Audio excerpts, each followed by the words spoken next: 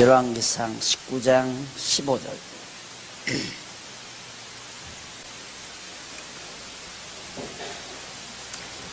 여호와께서 저에게 이르시되 너는 네 길을 돌이켜 광야로 말미암아 다메섹에 가서 이르거든 하사엘에게 기름을 부어 아람 왕이 되게 하고 너는 또 님시의 아들 에후에게 기름을 부어 이스라엘 왕이 되게 하고 또 아멜무홀라 사바스 아들 엘리사에게 기름을 부어 너를 대신하여 선지자가 되게 하라. 우선 16절까지 보겠습니다. 지난 시간 지금 19장부터 엘리야의 피신 엘리야 선지자가 아합 왕에게 표적을 행하고 피신한 내용이 우리가 살피고 있는데, 피신한 이유는 아합왕의 아들 아합왕의 아내 이세벨이라는 여자가 죽이려 하는 거죠. 그 이유는 왕이 자기 왕궁 앞에 있는 포도밭을 강제로 뺏으려고 하는 걸 선지자 엘리야가 그거 안 된다, 그건 잘못이다라고 지적해 주는 그 말이 듣기가 싫어서, 그래서 이제 죽이려고 들기 때문에 엘리야가 피신을 하는 장면입니다. 그래서 15절로 18절까지, 아니 9절로 14절이죠. 15절로 18절까지 교재는 2288페이지 나옵니다. 여호와께서 인물을 명하시고 대적의 멸망을 약속을 합니다. 즉 너 피신하는데 너 할 일은 아람 왕도 기름 부어 세우고 이스라엘 왕도 기름 부어 세우라. 지금 이스라엘 왕은 아합 왕이거든요. 아합 왕인데 하나님께서 그 아합 왕 다음에 다른 왕 에후라고 하는 사람에게 기름을 부어서 이스라엘 왕을 세워라. 그러니까 이 세상의 역사가, 모든 이방 민족의 역사도 다 하나님의 주관하에서 정하신 뜻 따라 지도자도 세우고 왕도 세우고, 지금 미국 대통령 클린턴하고 오바마하고 지금 경쟁이라면서요. 누가 되는가는 우리들이 피상적으로 보면 미국 국민들의 여론의 향방에 달려있다고 보지만은 궁극적으로는 하나님께서 오바마를 세울지 클린턴을 세울지 그건 모르는 거죠. 하나님의 정하신 뜻이니까 하나님께서 백성들의, 미국 국민들의 민심을 좌우, 민심의 흐름을 주관하셔서 왕을 세우듯이 여기도 역시 아람 왕은 이방 왕입니다. 이방 나라인데도 아람 왕도 하나님의 정하신 자로 왕을 세우고, 이스라엘은 하나님이 다윗 왕조를 떠난 민족인데도, 떠난 왕족인데도 하나님께서 그 아합 왕나를 갈아치우시려고, 이유는 3, 4대 만에 하나님의 정하신 뜻이 이루어지기 위해서 아합 왕의 왕가가 계속되면 안 되잖아요. 아합 왕의 왕가는 무너지고 다시 에후라는 사람의 집안이 왕가로 등장하기 위해서 엘리야 너는 에후에게 기름을 부어라. 그리고 너도 엘리야, 너도 이제는 임무가 끝났으니까 너를 대신해서 엘리사라고 하는 사람에게 기름을 부어 선지자로 그렇게 세우도록 해라. 그런 임무를 명하시면서 그 뒤에 17절에 보면 하사엘의 칼을 피하는 자를 에후가 죽일 것이요 에후의 칼을 피하는 자를 엘리사가 죽이리라. 그러나 내가 이스라엘 가운데 7,000인을 남기리니 다 무릎을 바알에게 꿇지 아니하고 다 그 입을 바알에게 맞추지 아니한 자니라. 결국 하나님께서는 아주 이 땅에 진리가 말살되도록 하지는 않아요. 엘리야가 어떻게 나만 홀로 남았습니까? 어떻게 보면 자기만 지금 고난당하잖아요.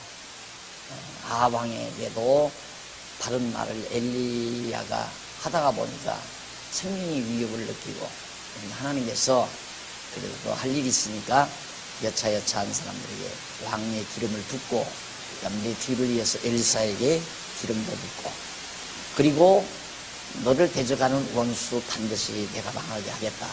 진멸시키겠다. 그러면서 하시는 말씀이 바알, 거짓신, 거짓 우상에게 무릎을 꿇지 아니하고 여호와를 경외하는 그런 진실한 자들 7,000인을 내가 다 예비해 놨다. 너 혼자가 아니다 이 말이죠. 이것이 늘 하나님께서 해가시는 일입니다. 그러니까 어떻게 보면 적극적으로 나서는 자는 외로운 것 같아도 하나님 편에서는 바로 적극적으로 나서는 자의 이면에는 같이 동조할 자들을 예비해 놓고 이끌어 가신다. 역사를 이끌어 가신다 하는 것을 알 수가 있죠. 그런 내용이 바로 18절까지 소개됩니다. 그 다음 이제 19절로 21절 90페이지에 보면 엘리사가 달려가서 선지자 엘리야를 쫓으며 수종을 드는 내용입니다. 이것도 보십시오. 억지로 자기 편 삼으려고 또 자기 사람 삼으려고 여러분들이 제가 한 40대죠. 40대에 어느 나이 많이 드신 분이 나를 보더니만 나한테 그래요. 절대 앞으로 인생을 살 때 사람을 억지로 붙들지 말라고 그러더라고요. 나이 많으신 분. 그러니까 그분이 나를 뭘 보고 그런 충고를 했는지, 충고보다도 격려를 해 주었는지, 물론 하나님의 말씀을 내가 알기 때문에 그 말이 참 옳은 말씀이라고 내가 공감을 했지만은 그분은 성경을 깨닫고 한 게 아니거든요. 실제 세상을 살아가면서 험정적으로 경험한 거란 말입니다. 근데 인간의 심리적으로 보아도 사람을 억지로 붙드는 것은 자기가 아쉬워서 붙드는 거거든요. 그럼 자기가 아쉽다는 건 뭐예요? 그 사람 이용해 먹겠다는 얘기예요. 절대 사람 억지로 붙들지 말라. 그 말이 그분은 이제 내가 볼 때는 억지로 사람을 붙들면 그 사람에게 배신당한다. 그런 의미가 내포되어 있는 거예요. 저는 그 반대로 생각을 해요. 반대로. 내 편에서 생각을 하죠. 내가 사람을 억지로 붙들 때는 내가 아쉬워서 붙드는 거죠. 이게 내가 아쉽다고 하는 것은 그 사람을 노골적으로 얘기하면 이용하겠다는 얘기가 배경에 깔려 있거든요. 뭘 목사니까 하나님의 이름을 빙자해서 그 사람을 이용하고자 하는 생각. 나는 그쪽으로 이제 나는 소화를 하면서 살았죠. 이게 참 대단한 얘기인 것 같아요. 이 세상을 살면서 지혜로운 일. 엘리야 보십시오. 나 혼자입니다. 여지껏 자기 후배 하나 안 길러놓은 거예요. 엘리야 입장에서는. 그러니까 답답한 거죠. 나를 죽이려고 드는 사람만 있고 내 편 드는 사람은 하나도 없고 그리고 자기가 길러놓은 제자도 하나도 없고 그러니까 외로웠을 거 아닙니까? 근데 하나님은 다 예비해 놨다. 때가 되니까 엘리야의 뒤를 이은 엘리사가 찾아와요.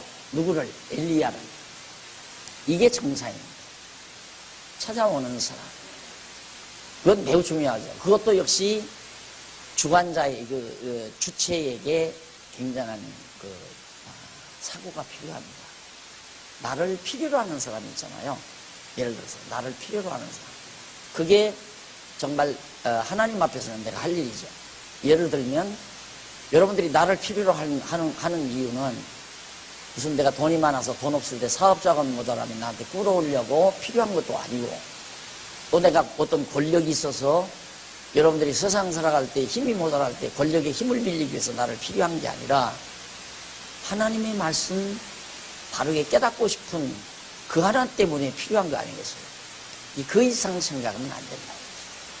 그래서 제가 목사 위임 받을 때 단 한마디 나한테 아무것도 기대하지 말고 성경 하나 거짓 없이 깨끗하게 가르쳐 주는 거 하나 기대하시면 그건 기대해도 됩니다. 그 하나. 왜? 나의 일념이 그것뿐이니까. 내 곁에 찾아오는 분 이용해서 내가 성공하려고 하는 생각도 없고 이용하고 싶은 생각은 더더욱 없고 그저 여러분들이 나에게 필요하다면 말씀 바르게 깨닫고 싶은 것밖에는 없을 거니까 그 이상 기대하면 내가 사기당하는 거예요. 또. 여러분들이 나를 필요로 할 때 박 목사 가까이 하게 되면 예를 들면 후배들로서는 좋은 목회 자리 하나 배려해 주겠다. 아니면 저렇게 정말 요즘엔 또 총회장까지 되잖아요. 총회장 됐으니까 박 목사 가까이 하면 내 길이 교회 안에서는 좀 이 교회나 노예 안에서는 좀 부드럽겠다. 이런 생각에도 안 된다는 얘기죠. 전혀 그건 없습니다. 그렇게 해주고 싶은 마음도 없고 그렇게 보세요. 우리 교회에서 자라나서 목사 안수 받으려고 시험 보는데 떨어졌는데 말 한마디도 안 해주잖아요. 그분한테만 말하는 게 아니라 장로 되실 분한테도 노예에서 시험 떨어뜨렸는데 왜 떨어뜨렸느냐고 묻지도 않아요. 내버려둬요. 아직 큰 마음. 하나님께서 나에게 뭘 시켰는가만 생각하고 살면 돼요. 그 일만 깨끗이 하면서. 자, 그러니까 때가 되면 자꾸만 물어요. 목사님 자꾸 은퇴 하는데 후임자는 누구예요? 내가 그걸 어떻게 알아요? 네? 내가 지금 여러분들에게 혹시 또 모르죠. 내가 김여수이가 아들을 낳아가지고 지금 아들 낳았으면 제대로 낳았으면 한 34살 먹었을 거 아니에요. 34살 먹었으면 지금쯤은 미국에서 박사학위 받았을 거란 말입니다. 왜? 교회에서 다 장학금 줘가지고 미국 가서 신학 박사학위 딱 받고 앉아있으면 누구나 봐도 박 목사가 자기 아들 데려다가 앉히겠구나 이런 생각 다 하죠. 미련한 사람이나 그런 생각 안 하지. 머리 돌아가는 사람은 다 생각할 거 아니에요. 그런데 그것도 없지. 그래서 내가 김여수기를 그래서 칭찬하는 거예요. 아들 안 낳았다고. 아들 낳았으면 어쩔 거예요. 길러야죠. 근데 물론 이제 목사 될지 안 될지는 제게 달려있지만은 어쨌든 아들 하나 있으면 껄끄러워요. 나부터도 참 처신하기가 곤란하고. 근데 자꾸 나한테 후임자가 누구냐고 묻는데 내가 그걸 어떻게 알아요? 그러나 내가 한 가지 분명히 믿는 건 하나 있어요. 분명히 하나님께서 내가 은퇴해야 될 확고한 어떤 그런 기회가 되면 분명히 우리 성도들의 마음을 다 움직여서 어떤 분으로 마음이 모아질 거다. 그건 하나 딱 믿고 있어요. 그렇다고 해서 우리 교회가 내 아들 아니래도 우리 강남로에 사나 어떤 분을 갖다가 해외에 유학을 시켜서 길러가지고 지금 훌륭하게 실력 있는 목사를 양육해 놓은 것도 아니고 나도 몰라요. 누가 올지. 다만 믿는 건 하나님이 세우신다. 그거 하나 믿고 그냥 아무 걱정 근심하지 않고 사는 것뿐이지. 잔머리 굴리지 말라. 여호와 하나님을 깨닫는 자는 잔머리를 굴리지 말라. 이 잔머리 굴리는 것은 아까 말한 대로 사람을 자꾸 자기 사람 만들려고 그래요. 자기 편을 만들려고 그래요. 자기 편 만들려고 하는 사람은 일단은 조심해야 돼요. 여러분들이 지혜자라면 왜 저분이 자꾸 나를 자기 교회 오라고 할까? 예를 들면 또 무엇 때문에 자꾸 자기 편 들으라고 할까? 가까이 해주고 친절을 베풀고 그냥 단순히 그리스도 안에서 진리 안에서 믿는 거 하는 거 하나 되니까 그냥 서로 사랑스러워서 친절한 거야 당연한 거죠. 그건 당연한 거지만 어떤 암암리의 배우의 어떤 목적의식을 가지고 가까이 접근하는 사람 조심해야 되고 또 특별히 그냥 애지중지하면서 자꾸 옆으로 자기 곁에 두고자 하는 사람도 조심해야 됩니다. 난 참 이 엘리사의 모습을 보고 엘리야의 모습을 보고 여기 나오잖아요. 엘리사가 달려가서 선지자 엘리야를 쫓았다. 너 나를 따르라 그게 아니죠. 근데 예수님은 제자들을 볼 때 너 날 따르라 그 말이에요. 나 그물도 버려두고 다 날 따르라. 예수님이 따르라고 할 때 이용하려고 그런 건 아니거든요. 하나님께서 이미 그를 정해서 이 복음의 대를 이어갈 그런 인재이기 때문에 정해놓은 곳이어서 따르라 하니까 베드로는 다 버리고 따르잖아. 그냥 놔두니까 그냥 또 줘버리고 고기 잡고 또 가잖아요. 주권자이신 주님께서는 다 불러서 세우기도 하고 불러서 하나님께서 임무를 맡기기도 하지만 나는 주권자가 아니잖아. 목사는 주권자가 아니라고 말이에요. 그러니까 목사가 당신 우리 교회 와서 장로해. 당신 우리 교회 와서 권사해. 내가 권사시켜줄게. 우리 교회로 와. 대부분 다 그러죠. 우리 선배라기보다는 난 선배라고 하는 말 하기 싫지만은 어쨌든 나이보다 나이가 많고 목사이기 때문에 그냥 선배라고 붙여주는데 한 수 가르쳐 준다면서 목회하는 방법 한 수 가르쳐 준대요. 그래 갔더니 그런 거예요. 미끼를 던져라. 미끼를. 성도들이 교인들에게 미끼를 던져서 오게 만들어가는 거죠. 우리는 아무 미끼 없어. 미끼는 오직 하나님의 말씀 그 한 가지밖에 없어. 그래서 여러분들 처음에 오시는 분들이 대부분 좀 섭하다고 그러죠. 목사가 냉정하다고. 냉정한 게 아니라 진짜 사랑하는 거죠. 여러분들에게 오직 성경만 가르쳐주는 것으로 아무것도 기대 안 하고 연보 안 해도 된다고 그랬잖아요. 하기 싫으면 안 해도 된다.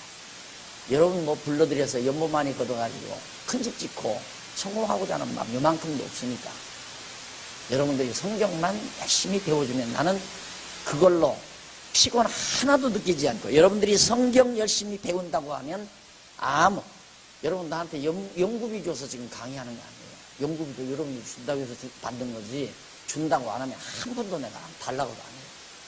그런데 이제 운영팀들이 해보니까 참 사람들이 참 답답하죠.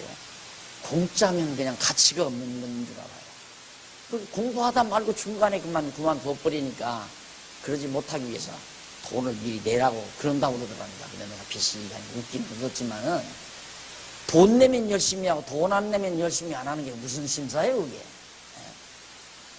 그러니까 미리 선입견이 있어요. 이거 돈 한 푼도 안 받는 거 보니까 뭐 별것도 아닌가 보다 이거고 돈 많이 받으면 이거 대단한가 보다.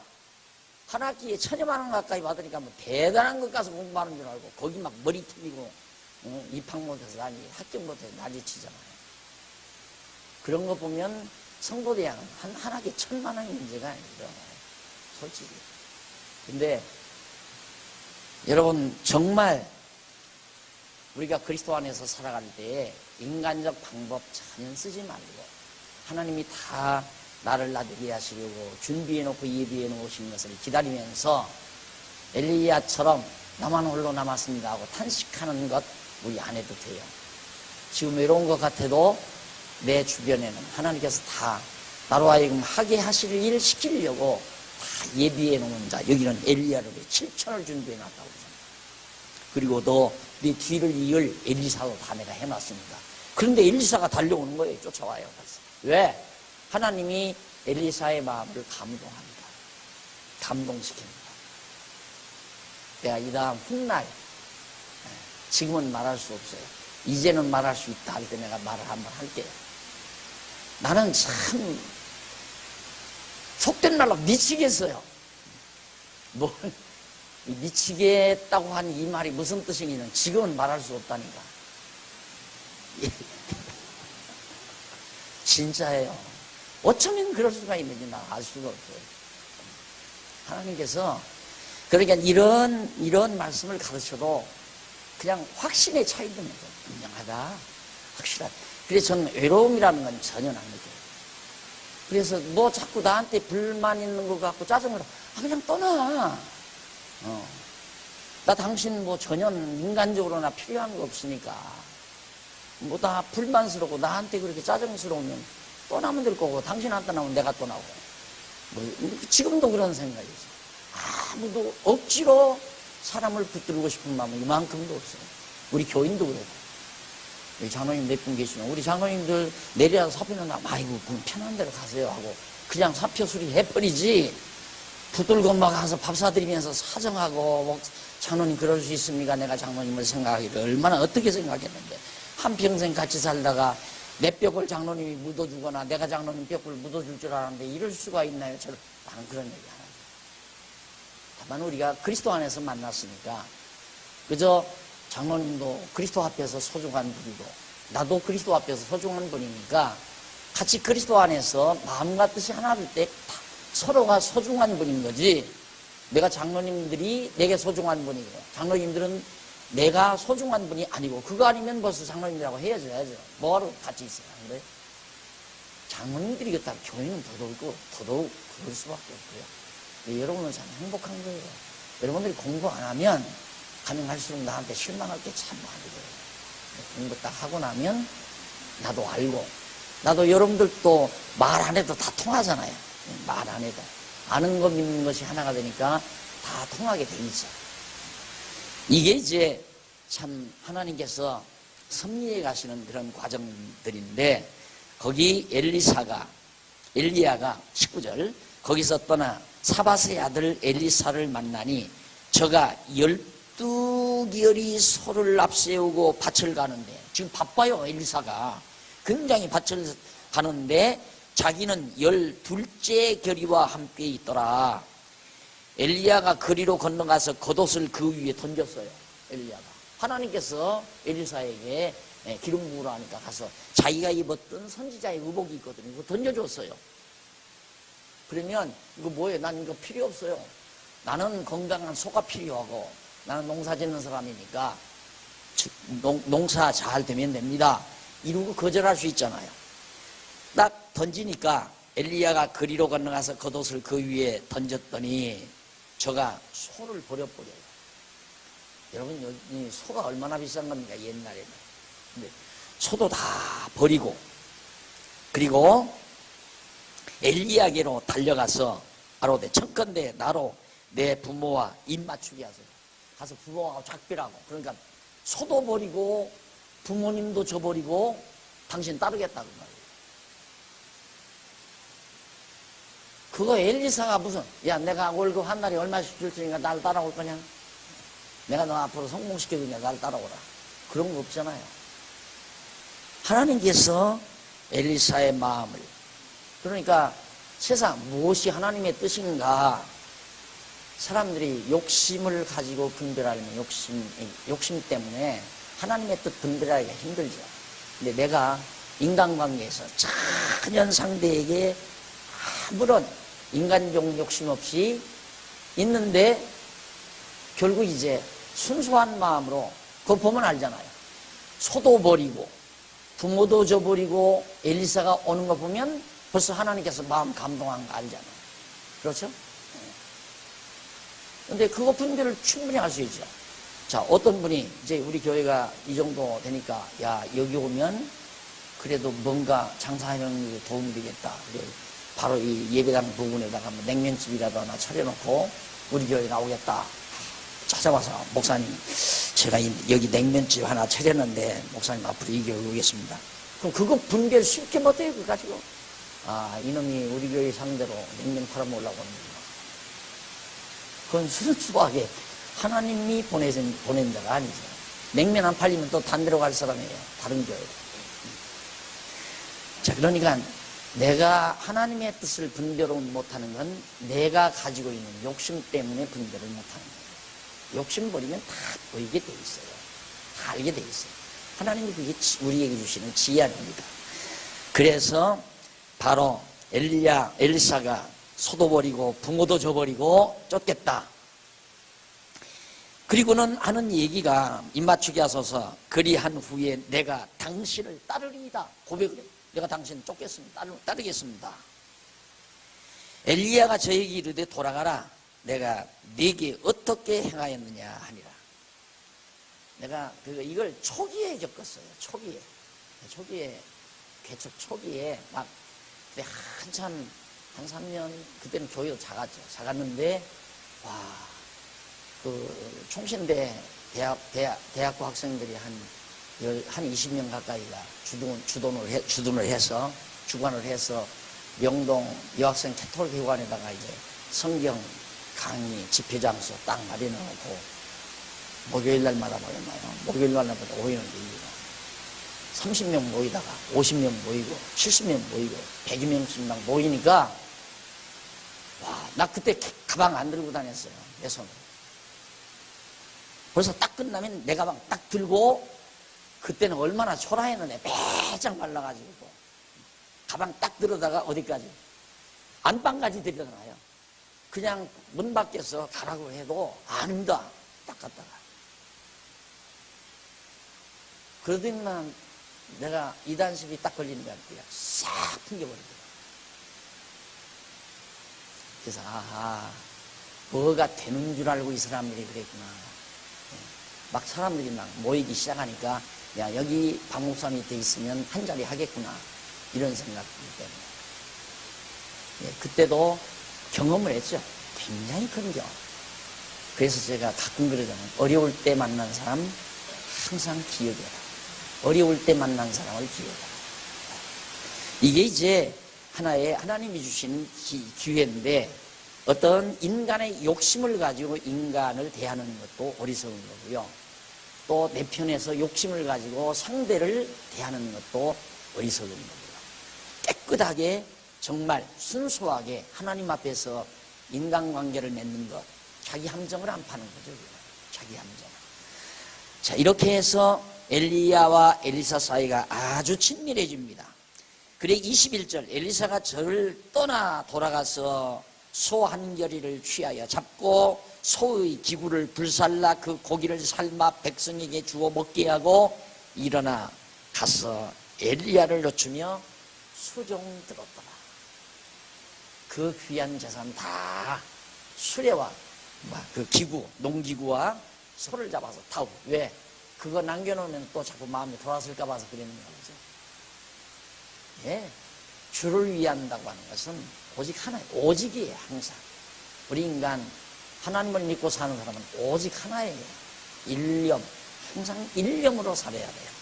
나머지는 다 곁가지들이에요. 방법이죠. 목적은 오직 하나. 방법은 1000가지도 되고 10,000가지도 될 수 있죠. 네. 목적은 오직 하나의 목적으로 사는 것. 이 사람은 벌써 뜻이 정해진 사람이죠. 의식이 있는 사람이에요. 분명하게. 자, 그 다음 이제 이렇게 해서 이제 일단은 엘리야의 피신 생활이 끝나면서 결국 표적으로 교훈하는 이런 내용들이. 이것도 표적 아니에요? 또 갔는데 막 두루마리, 엘리야가 겉옷을 벗어 던지니까 그냥 다 져버리고 쫓아나온. 이렇게 해서 일단은 엘리야의 피신 생활에서 무난해졌습니다. 그 다음 이제 20장 넘어가면요, 20장부터 22장 40절까지 거기 보면 예언으로 교훈하는 내용이 납니다. 앞에서는 표적으로 교훈했죠. 이제는 예언을 통해서, 말씀을 통해서 교훈을 합니다.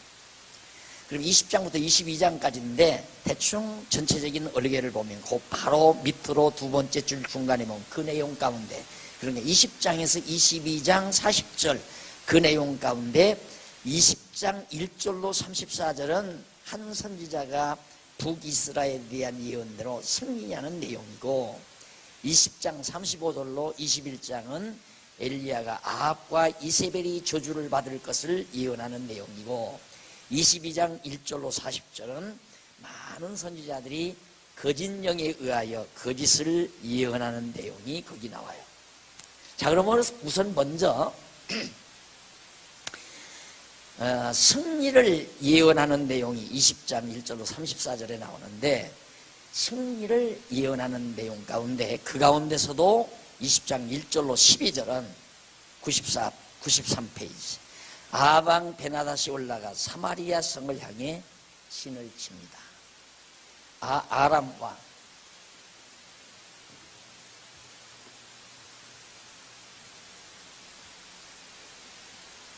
사해바다고 갈릴리 호수, 요단강이죠. 요단강인데 이스라엘 땅이 이제 이렇게 이제 북이스라엘이었고, 유다는 이제 이렇게 돼 있고, 블레셋도 에돔 쪽에 있고, 모압 암몬 이쪽에 있고, 그런데 아람은 이쪽에 있고.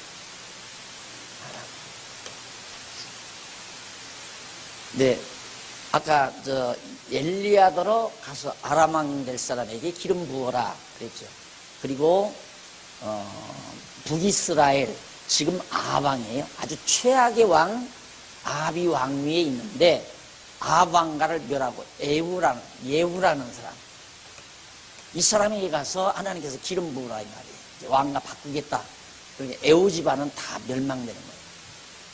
그런데 벌써 아람으로 하여금 이쪽 치게 하려고. 그러니까 하나님은 여기만, 꼭 하나님의 택한 백성, 여기만 관장하는 게 아니에요. 하나님의 섭리의 핵심은 여기에 있지만, 다윗왕 여기. 하나님께서 언약에서 세우신 다윗왕가의 하나님의 역사 섭리의 눈동자는 여기에 집중되어 있지만은, 이 유대 왕국을 섭리하기 위해서 주변 모든 나라 정세를 하나님이 다 관장하고 주관하신다는 거예요. 그러니까 지금 우리들이 살고 있는 지금 현재 역사 속에서 하나님의 섭리의 눈동자는 한국교회에 있죠. 한국교회에 하나님의 눈동자는 머물러 있어요. 근데 이 교회를 통해서 지금 역사에 가기 위하여 아시아 시대의 기독교 문명, 그러니까 한국교회로부터 촛대를 아시아 쪽으로 옮기기 위해서 지금 준비하고 있잖아요. 그러니까 이 중국의 역사라든가 티베트와 중국과의 관계라든가 중동 지금 현재 석유하고 곡식하고 이 전쟁이 일어난 모든 것들이 다 하나님의 이 복음이, 여기에서 시작된 복음 진리가 유럽에서, 미국으로 해서, 극동지방 대한민국으로 해서 지금 중앙아시아, 동남아시아, 중동지방 이쪽으로 이제 계속해서 하나님의 주님의 몸된 교회의 촛대를 옮겨 가시려고 지금 작업을 해가는 거예요. 계속해서. 여러분, 클린턴하고 지금 오바마의 인기가 저렇게 높아가는 거, 오바마가 흑인 아니에요. 미국은 사실 은근히 겁에 질려 있는 거예요. 흑인이 만약에 권력을 잡는다면 백인들의 입지가 굉장히 곤란해져요.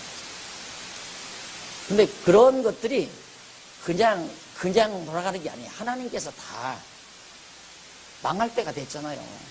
미국도 망할 때가 된 거예요. 하나님께서 문명의 흐름을 이 아시아, 중앙아시아 쪽으로 옮겨가시기 위한 지금 정지 작업을 굉장히 해가고 있단 말입니다. 어제도 지금 중국에서 오신 어느 분, 종교국장이라는 분이 저녁같이 했는데, 저는 예상치 않는 거죠. 중국의 역사라고 하는 것들이 중국 아시아 쪽에서 지금 일어나고 있고, 그 다음에 식량과 기름에 의해서 전쟁이 지금 암투가 벌어지고 있는 이런 사태들이, 이게 다 하나님께서 정하신 뜻을 이루어가기 위한 것처럼 이것도 마찬가지예요. 아람왕을 다시 세우는 건 이 북쪽 이스라엘 쳐서 하나님께서 당신의 뜻을 이루어가기 위한 섭리란 말입니다. 그래서 20장 1절로 12절에 보면 아람왕 베나다시 올라가 사마리아 성이 여기 아니에요. 예루살렘은 여기고, 이 사마리아 성을 쳐서 멸하게 하시려고 거기서 진을 칩니다. 1절로 6절 제일 아래 하단에 나오죠. 83페이지에 1절로 6절은 아람왕 베나다시 사마리아를 에워싸고 사자들을 아람 왕에게 보내어 소유물을 포기할 것을 촉구하는 내용입니다. 아람 왕이 아니라 아합 왕이죠. 그러니까 베나다시라는 사람이 사마리아를 가서 포위하고는 아합 왕한테, 여기 이제 왕궁에 있는 아합 왕한테 다 소유 다 포기해라. 다 손 들고 나와라 그 말이죠. 자, 한번 아합 왕 베나다시 그 군대를 다 모으니 왕 32인이 저와 함께. 그러니까 아합 왕은 하나지만은 아합 왕이 남쪽 북이스라엘을 치장하니까 주변 나라 도성 국가들이죠. 32명의 왕들이 막 협력을 해가지고 쉽게 말하면 연합군이 조직이 된 거예요. 그래서 북이스라엘을 치는 겁니다. 벌써 하나님께서는 지난번 배웠죠? 3, 4대 만에 십계명에 보면 3, 4대에 이르게 한다. 악을 행하는 자에게는, 여호와에게 악을 행하는 자에게는 3, 4대에 이르게 한다. 그러니까 다윗 왕조를, 이 다윗 왕조인데 솔로몬, 그리고 솔로몬 말기에 이렇게 갈라졌잖아요. 지금 아합 이쯤이란 말입니다. 아합 왕. 이게 북이스라엘이고, 아합 왕 때 벌써 처음에 여로보암 왕가 망했죠. 그리고 다른 집안이 들어서서 또 왕이 됐어요. 3, 4대 만에 망한다는 말씀대로 그대로 지금 자꾸 망하는 거예요. 아방도 지금 한 2대, 3대쯤 됐잖아요. 아방도 여기서 하나님께서 멸하시기 위해서 아람 왕을 하나님이 충동시켜서 일으키시는 겁니다. 하나님이 정하신 뜻대로 십계명 모세에게, 모세는 여기서 다윗 때로부터 한 벌써 여기서부터 여기까지 500년 역사, 500년. 이게 모세 아니에요? 모세를 통해서 출애굽기에서 모세를 통해서 하신 언약의 말씀을 이때 이루시는 거예요. 그대로 3, 4대 만에 다 망하게. 그리고 다윗에게는 하나님께서 은총을 베풀어 수천 대 계속해서 왕가가 이어지도록 하나님이 섭리하십니다. 제가 볼 때는 그냥 여기까지만 공부하고 공부 안 해도 나는 충분할 것 같거든요. 공부 더 이상 안 해도. 아, 진짜 하나님 살아계시구나. 정말. 그리고 하나님은 모든 것을 작정하시고 작정한 걸 언약하시는 대로 그대로 모든 역사를 섭리하시며 주관하시는 전능자시구나. 맞다. 진짜 맞다. 내가 그랬잖아요. 다윗이 왕 될 때 진짜 맞네. 그런데 보세요. 그 이후의 역사도 계속 그렇게 되잖아요. 앞으로 모든 공부는 그거예요. 맞지 않느냐? 정말 하나님께서 언약대로 역사가 진행되지 않느냐? 계속 그거죠. 맞다, 맞다, 맞다. 그 말만 하면 돼요. 외울 필요도 없어요. 그냥. 진짜 맞네. 맞다. 그래서 믿음이 자꾸 견고해지는 거예요. 자꾸 견고해요. 믿음이. 그러니까 성경을 배우면 배울수록 누가 믿으래서 믿나요?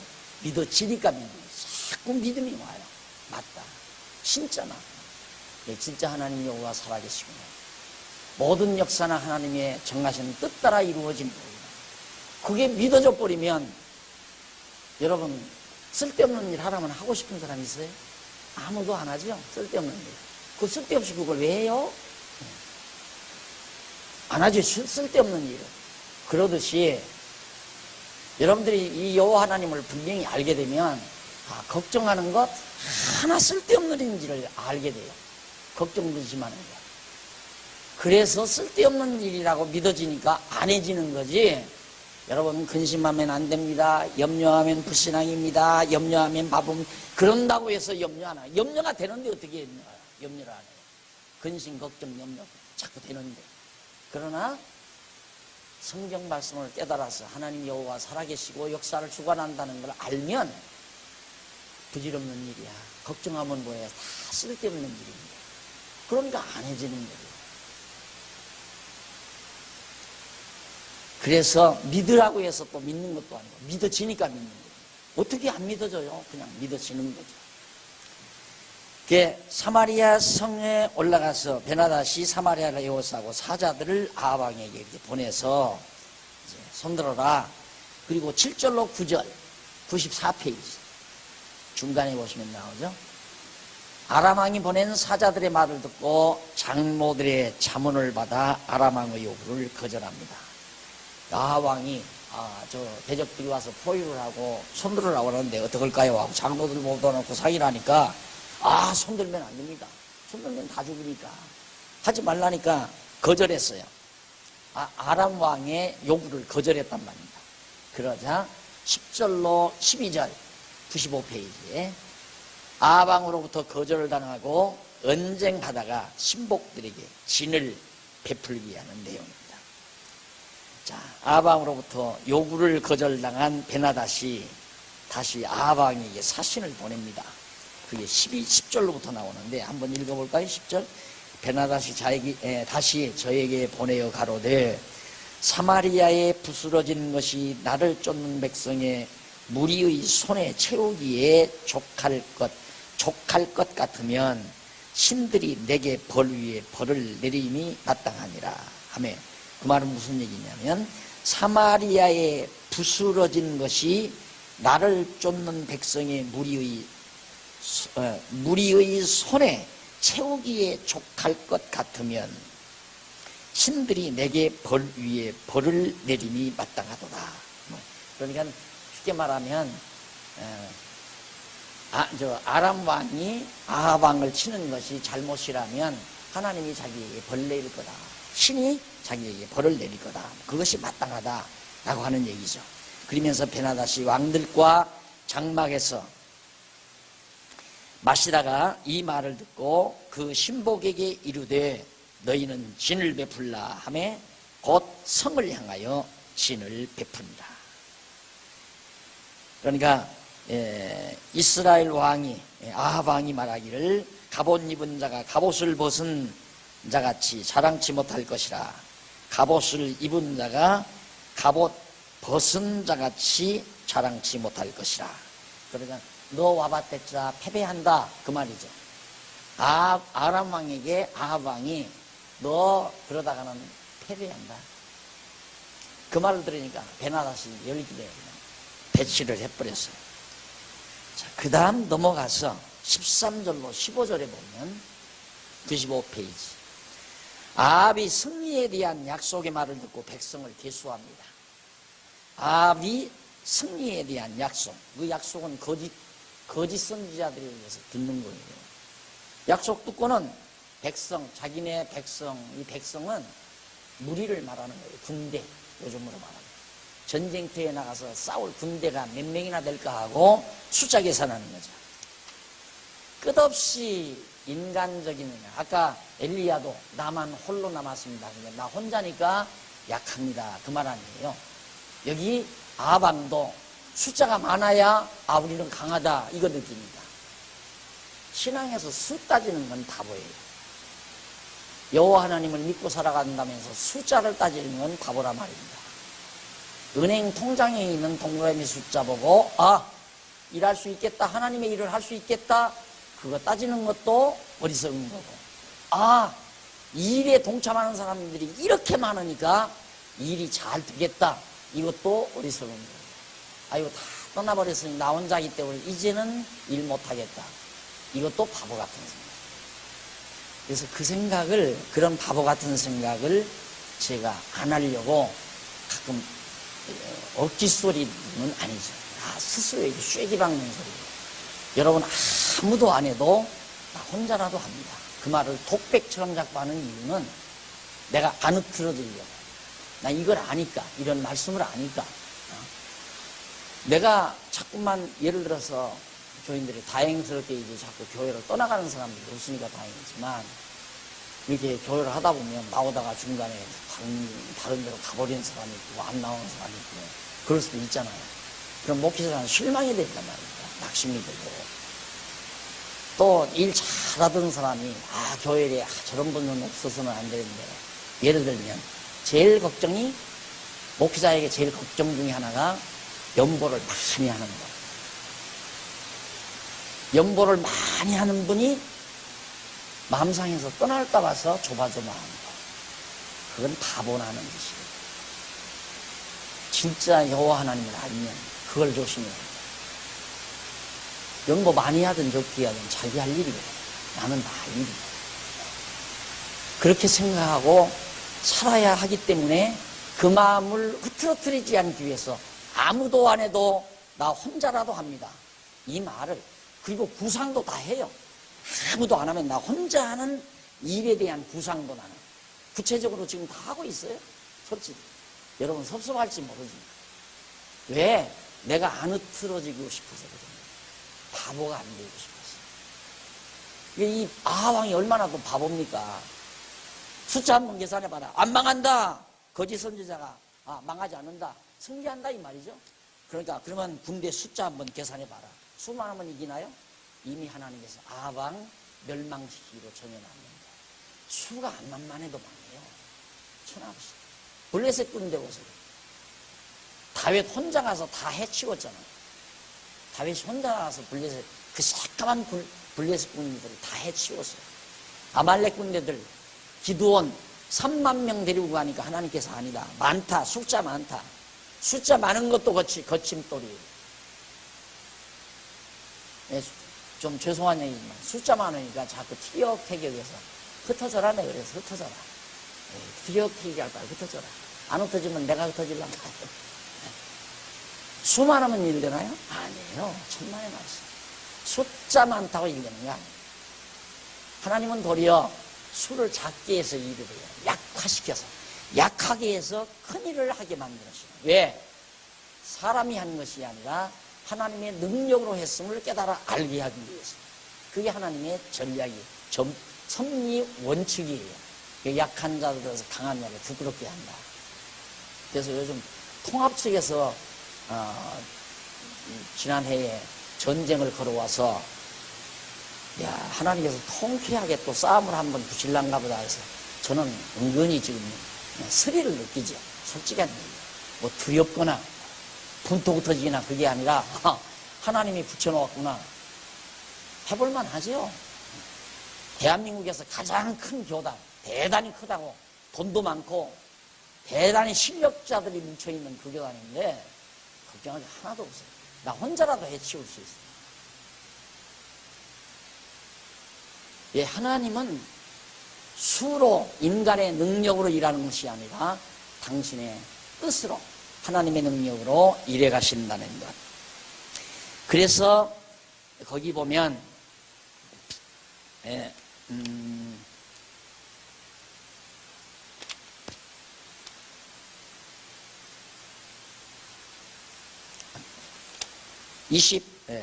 죄송합니다. 조금만 읽어보십시다. 거기 한 선지자가 13절 한 선지자가 이스라엘 왕 아합에게 나아가서 가로되 여호와의 말씀이 네가 이 큰 무리를 보느냐? 내가 오늘 저희를 네 손에 붙이리니 너는 내가 여호와인 줄 알리라 하셨나이다. 이 거짓 선지자인데 칼타게 똑같이 해요. 청선지자가 말하는 것처럼 내가 여호와인 줄 알리라. 아합이 가로되, 그러니까 아합 왕한테 하나님은 아합 왕 멸망시키려고 지금 이렇게 하는데 아합에게는 선지자 하나가 나타나서 저 큰 아람 나라 무리들을 네 손에 붙인다고, 아합 왕의 손에 붙인다고 여호와께서 말씀했다. 그렇게 해서 너로 이겨가지고 여호와인 줄 알게 하겠다 하셨다라고 예언하니까 아합이 가로되 누구로 하시나이까? 대답하되 여호와의 말씀이 각도의 방백의 소년들로 하리라 하셨나이다. 아합이 가로되 누가 싸움을 시작할까? 대답하되 왕이니이다. 아합이 이에 각도의 방백의 소년들을 계수하니 232인이요 그 위에 모든 백성 곧 이스라엘의 모든 자손을 계수하니 7천이었더라. 그러니까 거의 7,000명, 7,000한 200~300명 군대들을 동원해서 합니다. 자, 그런데 이제 문제는 아합이 승리를 하잖아요. 16절로 21절에 보면 아합이 아람 왕 베나닷과의 싸움에서 승리를 하나님께서 하게 합니다. 저희가 오정에 나가니 베나닷은 장막에서 돕는 왕 30인으로 더불어 마시고 취한 중이라. 각도의 방백의 소년들이 먼저 나갔더라. 베나닷이 탐직군을 보내었더니 저희가 회보하여 가로되 사마리아에서 사람들이 나오더이다 하매 저가 이르되 화친하러 나올지라도 사로잡고 싸우러 나올지라도 사로잡으라 하니라. 각도의 방백의 소년들과 저희를 쫓는 군대들이 성에 나가서 각각 적군을 쳐 죽이매 아람 사람이 도망하는지라. 이스라엘이 쫓으니 아람 왕 베나닷이 말을 타고 마병으로 더불어 도망하여 면하니라. 이스라엘 왕이 나가서 말과 병거를 치고 또 아람 사람을 쳐서 크게 도륙하였더라. 자, 얼마나 의기양양합니까? 자, 선지자의 말도 진짜 말이고 나가 승리한다 한 예언대로 승리를 했습니다. 그런데 22절 25절 패배한 아람 왕 베나닷이 평지에서 다시 싸우려고 갑니다. 다시 평지에서 전쟁을 해요. 그래서 거기 이제 그 선지자가 이스라엘 왕에게 나와 가로되 왕은 가서 힘을 기르고 왕의 행할 일을 알고 준비하소서. 해가 돌아오면 아람 왕이 왕을 치러 오리이다. 이제 이겼으니까 아합 왕 당신은 들어가서 다시 전쟁 준비를 완벽하게 하십시오. 아람 왕이 다시 쳐들어올 겁니다. 23절 아람 왕의 신복들이 왕께 고하되 저희의 신은 산의 신이므로 저희가 우리보다 강하였거니와 우리가 만일 평지에서 저희와 싸우면 정녕 저희보다 강할지라 왕은 이 일을 행하실지니 곧 왕들을 지하여 각각 그곳에서 떠나게 하고 저희 대신에 장관들을 두시고 또 왕의 잃어버린 군대와 같은 군대를 왕을 위하여 충수하고 말도 말대로 병거도 병거대로 충수하고 우리가 평지에서 저희와 싸우면 정녕 저희보다 강하리이다. 왕이 그 말을 듣고 그리했다고 했습니다. 그러니까 아람 왕이 여기 이스라엘 사람들은 산 땅에다가 우상을 만들어 놓고 섬기잖아요. 그러니까 산의 신이기 때문에 산에서 전쟁하면 이들이 강하게 되어 있습니다. 그러니 우리는 평지에서 싸우면 틀림없이 이길 겁니다. 그래가지고 아람 왕이 다시 추스려서 다시 전쟁을 하게 되었어요. 그래가지고 26절로 30절에 보면 하나님의 사람의 예언대로 아합이 다시 또 승리를 합니다. 거듭. 자, 이렇게 해서 거기 해가 돌아오매 베나닷이 아람 사람을 점거하고 아벡으로 올라와서 이스라엘과 싸우려 하매 이스라엘 자손도 점거함을 입고 군량을 받고 마주 나가서 저희 앞에 진을 치니 이스라엘은 염소 새끼의 두 적은 떼와 같고 아람 사람은 그 땅에 가득하였더라. 때에 하나님의 사람이 이스라엘 왕에게 나와 고하여 가로되 여호와의 말씀이 아람 사람이 말하기를 여호와는 산의 신이요 골짜기의 신은 아니라 하도다. 그러므로 내가 이 큰 군대를 다 내 손에 붙이리니 너희는 내가 여호와인 줄 알리라 하셨나이다 하니라. 진이 서로 대한 지 7일이라. 제7일에 접전하여 이스라엘 자손이 하루에 아람 보병 10만을 죽였다고 그랬잖아요. 대승리를 아합이 거두게 됩니다. 자, 이렇게 승리를 거둔 다음 31절 34절 300페이지 아합이 약조하고 항복하는 아람 왕 베나닷을 살려줍니다. 이겼으면 아합 왕 베나닷을 죽이지를 않고 서로 항복하니까 베나닷을 살려줬어요. 그리고 나서 저주를 예언하는 내용이 20장에 나와요. 자, 넘어가십시다. 1절 301페이지 밑에 부분 양쪽 가로 2번 나오죠. 저주를 예언하는 내용이 20장 35절로 21장까지 나오는데 거기 먼저 20장 35절로 36절에 보면 선지자의 예언대로 여호와의 말씀을 거역한 자가 죽습니다. 선지자의 무리 중 한 사람이 여호와의 말씀으로 그 동무에게 이르되 너는 나를 치라 하였더니 그 사람이 치기를 싫어하는지라 저가 그 사람에게 이르되 네가 여호와의 말씀을 듣지 아니하였으니 네가 나를 떠나갈 때에 사자가 너를 죽이리라. 그대로 예언대로 돼버립니다. 그리고 37절로 43절 3페이지에 나오죠. 선지자가 아람 왕 베나닷을 살려준 아합에게 저주를 해요. 너 왜 베나닷을 살려줬느냐? 아람 왕 베나닷을 살려줬으니까 아합 왕 너는 저주를 받는다 라고 예언을 하는 내용이 바로 43절까지 나오는데 거기 40절로부터만 한번 보십시다. 종이 이리저리 일볼 동안에 저가 없어졌나이다. 이스라엘 왕이 저에게 이르되 네가 스스로 결정하였으니 그대로 당하여야 하리라. 41절 저가 급히 그 눈에 가리운 수건을 벗으니 이스라엘 왕이 저는 선지자 중 한 사람인 줄 알아본지라. 저가 왕께 고하되 여호와의 말씀이 내가 멸하기로 작정한 사람을 네 손으로 놓았은즉 네 목숨은 저의 목숨을 대신하고 네 백성은 저의 백성을 대신하리라 하셨나이다. 이스라엘 왕이 근심하고 답답하여 궁으로 돌아가려고 사마리에 이르니라. 결국은 승리를 했는데 승리한 그 자체가 역으로 결국에는 저주가 되어버리는 결과가 나오는 거죠. 자, 그럼 하나님이 하시는 일은 이기고도 지게 하고 지고도 이기게 하시는 하나님이었습니다. 결국 하나님의 정하신 뜻을 이루어가는 그 시편 기자들이 그런 장면을 보잖아요. 결국 막 이방인들은 막 부강하게 하고 모든 일이 잘 되게 하고 그들은 막 쌓아 모아놓게 하고 그리고는 계속 이스라엘 백성들은 종로로하게 하고 광야에서 고생하게 하고 나중에 알고 보니까 이방인들이 그렇게 다 해놓은 것을 누가 다 이스라엘 택한 백성들이 쓰도록 다 해주시더라고요. 그러니까 정말 늘 멸시받고 천대받고 고생하던 이스라엘 백성들 잘 돼서 뭐든지 형통해가지고 막 부강해지는 이방인들 그때마다 갈등을 겪는 거죠. 정말 하나님이 살아계신다. 나중에 구약의 성도들이 그걸 깨닫잖아요. 하나님은 악인이 쌓아놓은 것을 의인이 활용하게 하신다.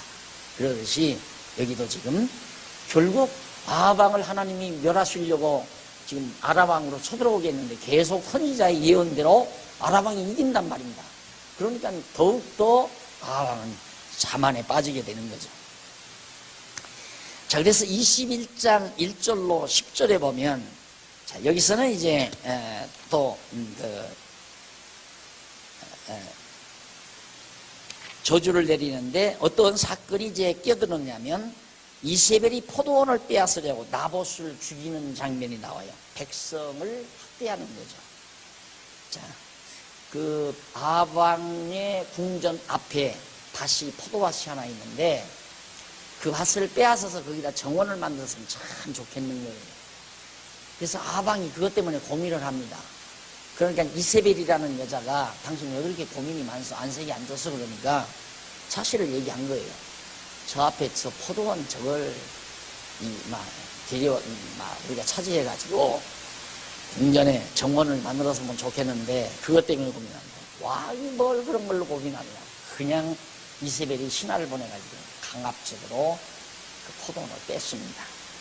그래서 나봇을 죽여버리라고 그래요. 얼마나 잔인한 여자입니다. 그래서 이세벨의 잔인성을 거기서 보여주죠. 우리 11절로 16절에 넘어가 보면 6페이지 나봇이 죽은 후에 아합이 포도원을 취하려고 또 내려갑니다. 이제는 포도원 주인이 죽어버렸으니까 왕이 그 땅을 취하러 가는 거예요. 내려갔는데 그 다음 17절로부터 26절 308페이지 엘리야가 아합 왕 및 이세벨의 죄를 책망하며 저주를 합니다. 앞에서도 저주를 했고 선지자가 지금 엘리야도 다시 저주를 하죠. 너 망한다, 죽는다. 그 저주하는 내용이 20절부터 나와요. 한번 보십시다. 20절. 아합이 엘리야에게 이르되 나의 대적이여 네가 나를 찾았느냐? 대답하되 내가 찾았노라. 네가 스스로 팔려 여호와 보시기에 악을 행하였으므로 여호와의 말씀이 내가 재앙을 내게 내려 너를 쓸어버리되 네게 속한 남자는 이스라엘 가운데 매인자나 노인자를 다 멸할 것이다. 그러니까 왕가가 끝난다. 남자는 다 아들들을 전부 진멸시켜버립니다. 그러니까 이제 아합의 집안에서는 왕될 사람이 없는 거죠. 무서운 저주 아닙니다. 이기게 해서 멸하게 하시는, 멸망당하게 하시는 하나님. 이 사람이 그래요. 겨우 그냥 셋집 살다가 셋집 사기당하고 나면 그건 좀 견디기가 쉽죠. 그렇죠? 그런데 막 집도 사고 별장도 짓고 지방 땅도 몇만 평 막 사놓고 큰 부자가 돼서 떵떵거리고 사는데 어느 날 아침이면 큰 재난으로 싹 사라졌다. 죽어요, 그대로. 그건 죽어요. 못 일어나요. 그냥 병들어 죽어요. 그러니까 하나님이 아합도 멸망시키려면 그냥 멸망시키지. 다 승리를 거두어서 그냥 땅까지 욕심껏 다 차지해서 살도록 다 눈앞에 지금 왔잖아요. 전쟁 쳐들어오는 거 다 물리쳐버리고 그리고는 이제 자기가 가지고 싶었던 나봇의 포도원도 그 사람 죽여버리고 다 차지하도록 지금 차지하러 가는데 엘리사가 나타나서 네 집구석 다 망한다. 이게 하나님의 무서운 저주입니다. 그래서 그것이 이때만 적용되는 게 아니라 이 세상도 마찬가지예요. 하나님께서 이 세상 마지막 심판할 때 그냥 심판하는 게 아니에요. 최고조로 올려봐요. 예, 하나님을 대적하는 어두운 사단의 권세가 이 세상 마지막에 가서 온 세상을 지배하게 만들어버려요. 하나님이 어디 있느냐 하고, 그리고 하나님 자리에 앉아버려요. 그리고는 믿는 자가 없도록 만들어요, 마지막에. 그래서 어두운 권세가 최강의 세력으로 가지도록 하나님께서 그렇게 해놓은 다음에 예수님께서 천사장의 나팔소리와 함께 재림하시면서 그걸 쳐버립니다. 그래서 하나님의 능력의 영광을 극대화시키는 거죠. 이게 이제 하나님의 역사이기 때문에 어두운 권세가 강해지면 멸망의 날이 가까우니라 이런 거예요. 그것이 주님 오시는 날의 한 징조예요. 주님 오시는 날의 징조가 뭐냐? 주님의 몸된 교회가 다 타락을 해요. 이제 여기도 보면 정말 하나님의 말씀을 바로 전하는 선지자가 적고 멸시당하는 그런 시대. 그리고는 강한 건 아합왕이 얼마나 강해요. 아람왕을 처음 물리칠 정도입니다. 그런데 그때가 아합왕의 멸망의 날이었어요. 그래서 하나님의 우리 택한 백성들은 가장 약할 때가 가장 강함을 보장받는 때고, 하나님의 대적자는 가장 강하다고 생각할 때가 가장 불쌍한 때다. 이렇게 바라보시면 틀림이 없습니다. 그러니까 악인의 형통함을 부러워하면 안 돼요. 악인의 형통함을 부러워하는 건 바보예요. 하나님 믿지 않고 하나님을 저주하고 하나님을 싫어하는 자들이 잘 되는 일이 참 많잖아요. 하는 일마다 잘 돼요. 투자하는 일마다 참 잘 돼요. 물론 그런다고 해서 잘 되는 것마다 다 멸망받을 자라는 얘기는 아니지만, 또 하나님의 사람들도 잘 되기 위해서 방법적으로 일하게 하는 방법 하나님이 있죠. 그런데 하나님을 대적하는데도 잘 된다. 아들도 어쩌면 그렇게 미담으로 잘생기고, 어쩌면 머리도 그렇게 좋고, 시험 쳤는데 어쩌면 그렇게 좋은 대학만 딱딱 붙어요.